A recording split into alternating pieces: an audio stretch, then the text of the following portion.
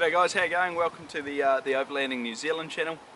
From the get-go, I'm going to say that I've never produced a video in my life. I don't really know what I'm doing, but I know that a few people out there are keen to sort of just share our hobby of exploring the world, and particularly New Zealand and these sorts of vehicles. So yeah, this is just going to be a channel sort of dedicated to that, I guess. So this first video is just covering a bit of a walk around of my truck here. It's a 1997 Toyota Surf SSRG. 250,000 Ks on the clock. I built it up from scratch.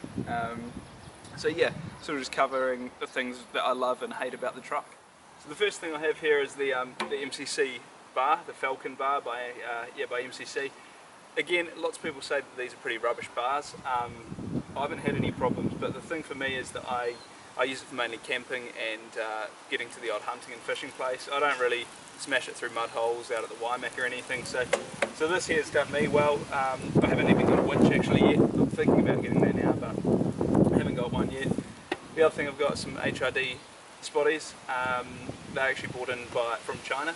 They are spot beam rather than flood beam. I think these are the 7-inch ones. They've been really good. The over this side here, obviously antenna here for the radio, and I got a Tate radio in there from a mate of mine. But yeah, no, she's been pretty good. So I'm running here 285 75 16s. These are the Hercules made by Cooper Tyres in the USA. Same factory apparently. I don't know if that's actually true or not. So yeah, 285 75 16 on a ROH black track. The negative 22 offset, 16x8 rim, and these tyres have been awesome for me. Gravel roads, on-roaders, this is my daily driver for a couple of years. Now I probably only drive it every, I don't know, 10 days or so. But yeah, it's an awesome set of tyres, and these have probably got, I don't know, 30-40,000 Ks on them, and they've still got plenty of tread left, so really good on-road noise. Excellent handling off-road, and yeah, I'd definitely go for them again. I think they're actually classified as an aggressive all-terrain. I'm not actually sure if they're a full mud tyre. They're Hercules Duratrack, so sorry, Hercules TerraTrack rather. So yeah, no, really good tyres. Snorkels from just Hawker Supplies here in Christchurch. Really good service, those guys. They bought a couple of snorkels off them now. Not for this truck, this is still the original snorkel, but yeah. It's I think it's a couple $100, but it's done the trick for me. What I was going to show you down the side here, I've got a Marmot and Rhino Rack collab sort of limited edition roof rack, awning here. It's the Sunseeker 2x2 metre awning. Again, it's perfect, really handy, easy to put up one person. Probably better if you got two, but still easy for me to manage on my own. Just mounted on the genuine Toyota roof tray here. This is just a 2-inch lift here from Cobra Springs, actually Cobra Coils and Munro shocks all round. Again, that's done about 40,000 Ks now. I don't really have constant load in the back, so it's plenty enough for me. Gets me everywhere I need to go. So, and the Cobra Springs and Munro shock combo works really well. But yeah, so 2-inch 40mm. It's about all you want to go on a surf, unless you're body lifting and then got all sorts of corrections you want to be doing.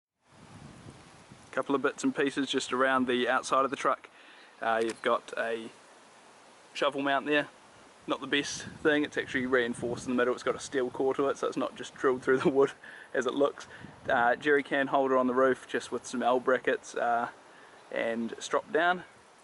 42-inch LED light bar, just bought from AliExpress, and it's, yeah, for me there's no need to go and buy any sort of ARB or Iron Man or anything like that. They're all straight from the same factory virtually. Fly fishing rod holder here as well, and that just obviously you need to strip down the rods and put them in there without the reels, but it seems to work well when you've got a few people on board who are all going fly fishing. So looking inside here, pretty standard layout in here really. Just got the Garmin GPS there. Phone holder, normally run topo maps on my phone here, or I mount my iPad just on an iPad mount over there. But if the missus is with me, she probably doesn't like an iPad sitting there, spoiling the view. So I have a Tate radio in there as well, with the handset mounted up on the dash there. The Surf is definitely, I mean, it's fine for space, it's not enormous. I've just got all the normal bells and whistles in the centre console there, screwdriver, lighter, things like that, fire extinguisher, and my Gerber knife down the side there if you can pick that up. That's always handy. Standard sort of stuff in the pocket here, just pocket knife and things like that. This is the SSRG model with the sunroof, which I do love. I don't really, I mean it's not a necessity, but it's certainly nice. So I'll show you in the back of the truck now.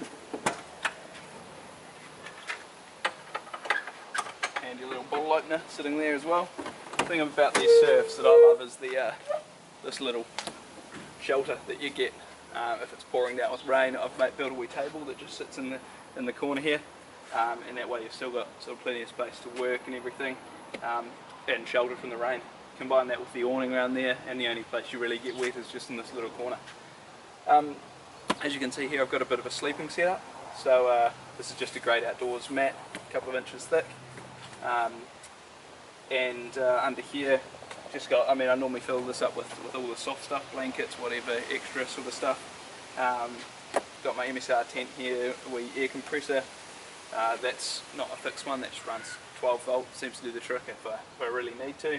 Some recovery gear down here, and I just sort of whip this little storage system up during a weekend one time. I'll show you shortly. It folds over and you can still maintain having the 5 seats, which is brilliant. So first thing is, I haven't quite finished these. I want to carpet these this little storage sort of system I have, and I need to put another hinge down here to fold over, but at the moment it seems to work well. Pop this off, recovery gear and stuff is all in here. Brand new stuff, which is always nice, hasn't needed to be used yet.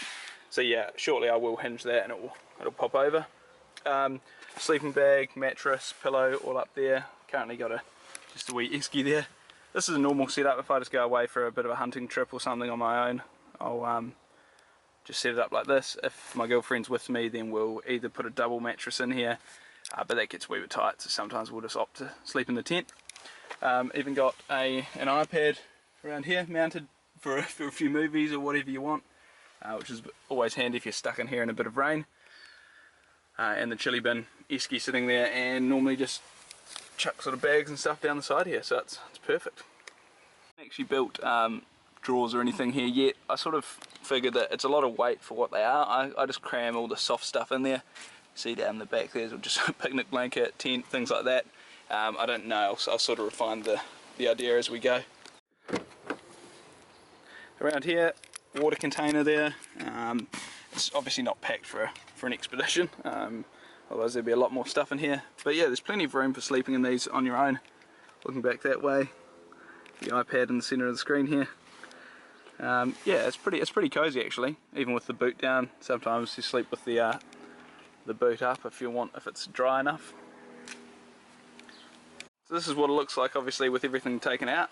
Just a bit of an ugly piece of slab of wood, so hence why I want to carpet it. But I'll show you how it sort of just works pretty straightforward.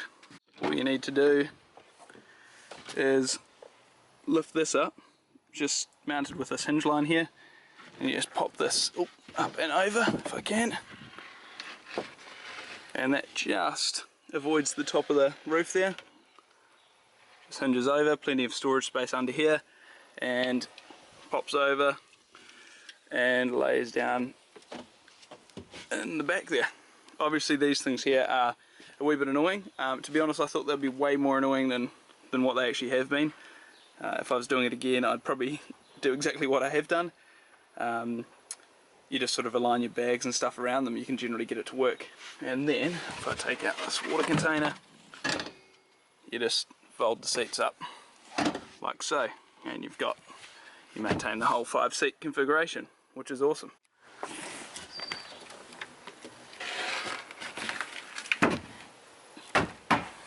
Just like that.